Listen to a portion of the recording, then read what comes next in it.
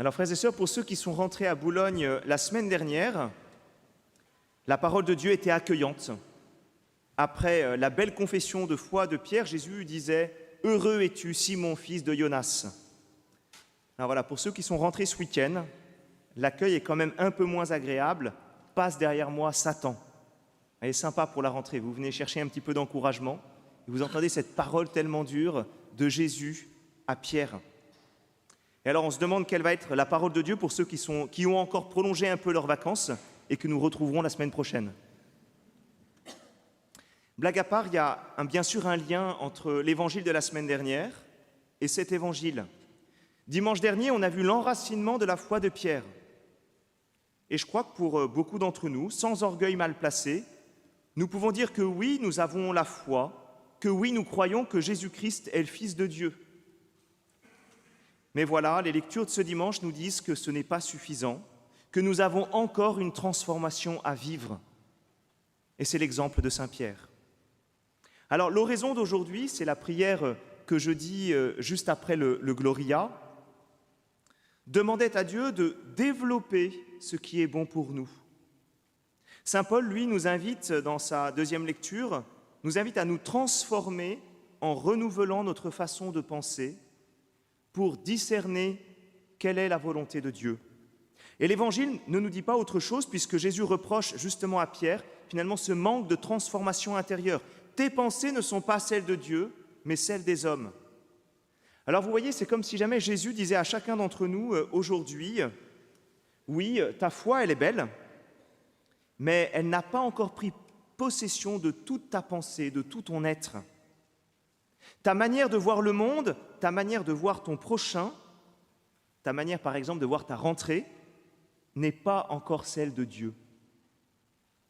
Alors pour une bonne rentrée, eh bien il nous faut donc discerner quelle est la volonté de Dieu. Alors tout d'abord, il y a une manière assez humaine d'opérer, tout simplement prendre du recul, sortir de cette espèce de frénésie de la rentrée, discerner ce qui est prioritaire dans ma vie, et particulièrement pour moi cette année. Qu'est-ce que je veux absolument réussir? Qu'est-ce que je veux faire grandir en priorité? Et puis ensuite, je sais qu'il faut que ce soit suffisamment concret pour que cela tienne.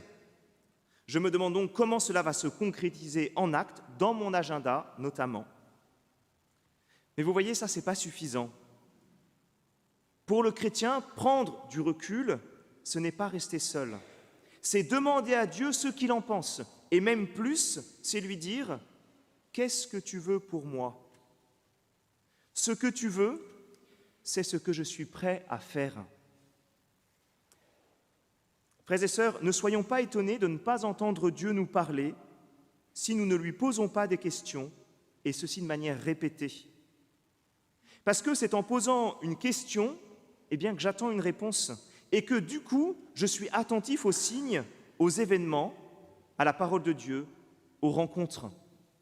Alors, est-ce que nous avons posé des questions à Dieu pour cette rentrée? Mais il y a peut-être des embûches. Souvent, je n'ose pas lui poser de questions, peut-être parce que j'ai peur de la réponse. Ou alors ma question est du bout des lèvres, parce que je ne veux surtout pas qu'il me réponde, car cela pourrait changer mes propres plans. Il faut le reconnaître, alors que tous les jours, dans la prière du Notre Père, nous disons « Que ta volonté soit faite », eh bien, quelquefois, on a du mal à croire que la volonté de Dieu, elle est mon bien. Souvent, on a peur que Dieu nous prenne quelque chose, qu'il nous freine dans nos aspirations, bref, qu'il nous castre. On a l'impression que de chercher à vraiment faire la volonté de Dieu, finalement, c'est uniquement pour les extrémistes. Or, c'est tout l'inverse. Dieu te veut libre. Sa volonté, c'est ta propre béatitude. Sa volonté, c'est l'épanouissement de tous tes talents qu'il a mis en toi. Et sa volonté pour toi cette année, c'est une année de bénédiction et de fruits. Alors finalement, est-ce que ça t'intéresse? Jésus, dans son évangile aujourd'hui, il nous invite à le suivre de près. Parce que pour discerner sa volonté, il faut être à côté de lui, il faut le suivre, se mettre à son école. Et c'est dans cette proximité que notre vision du monde, la vision sur notre propre vie, changera. Voyez, pour Pierre, Il a fallu ce passage de la mort et de la résurrection de Jésus pour comprendre finalement cet amour de Jésus, pour comprendre à quel point il était aimé. Et c'est cela qui l'a transformé en profondeur. Il lui a fallu porter la croix de sa propre fragilité et recevoir au même moment Jésus qui lui renouvelait sa confiance. Alors oui, ce n'est pas sa supériorité, ce n'est pas par ses propres forces que Saint Pierre allait tout révolutionner, c'est dans l'humilité du serviteur qui s'appuie sur son maître. Pierre a compris que la principale révolution à vivre était sa propre conversion et que c'est cela qui allait lui donner une nouvelle vision du monde, une nouvelle vision de sa mission comme pasteur. Alors, frères et sœurs, pour vivre cette transformation dont nous avons tous besoin, eh bien, la paroisse, elle a deux piliers, l'adoration et les fraternités paroissiales. Ce sont ces deux poumons principaux qui vont permettre de nous déployer, qui vont permettre à notre paroisse d'être missionnaire. Vous voyez, d'abord l'adoration. L'adoration, c'est une prière humble, où nous éprouvons le fait de ne pas faire grand-chose, si ce n'est être en présence de celui qui est notre tout. C'est sortir de la logique d'efficacité et du faire pour rentrer dans la gratuité. Il faut reconnaître que l'adoration, eh bien, c'est quelquefois éprouvant. Et pourtant, c'est alors un cœur à cœur qui s'ouvre. Et on peut vivre ce que dit le prophète Jérémie, « Seigneur, tu m'as séduit et j'ai été séduit. Tu m'as saisi et tu as réussi. » Ma vie, ta vie, elle prend sens dans le silence face au Seigneur. Ta vie, elle prend alors un nouveau relief parce que tu accueilles une lumière qui est autre. Et alors, il y a une transformation qui s'opère. Vous savez, on a une magnifique chapelle d'adoration juste en bas, à droite, un lieu où le Seigneur donne la paix et le repos. Eh bien, il faut que ça soit un lieu de vie habité par notre communauté paroissiale. Eh bien, comme nouveau curé, je vous le demande. Imaginez simplement que c'est la batterie de la paroisse et qu'elle a besoin d'être rechargée par votre présence.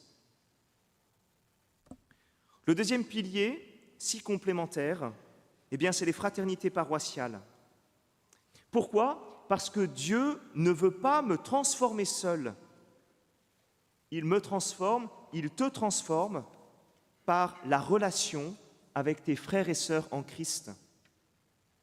De la même manière que je dois m'approcher du Christ pour être transformé par lui, je dois m'approcher de mes frères et sœurs pour pouvoir réfléchir, prier, échanger. Seul avec Dieu, vous le savez, eh bien, on peut s'enfermer dans notre propre subjectivité et finalement vite tourner en rond. J'ai besoin de personnes qui pensent différemment de moi, qui vivent d'autres réalités et qui ont aussi une autre manière de prier. C'est cela le corps du Christ. Différents membres animés par un même esprit. Alors, à l'image des premières communautés chrétiennes, ce corps se transforme, s'étend et porte du fruit. Frères et sœurs, comme l'adoration, je vous demande que cette fraternité paroissiale soit le deuxième poumon de notre paroisse. Alors, frères et sœurs, c'est la rentrée, mais je vous rassure, ce n'est pas une mauvaise nouvelle. Choisissons ce moment pour discerner ce qui est bon et ce qui est capable de plaire à Dieu. Suivons le Christ pour recevoir sa lumière, puis posons nos choix en vue de notre transformation personnelle, en vue de notre transformation de couple ou de famille, en vue de la transformation de notre paroisse. Sachons allier dans ces choix la prière et la fraternité. Amen.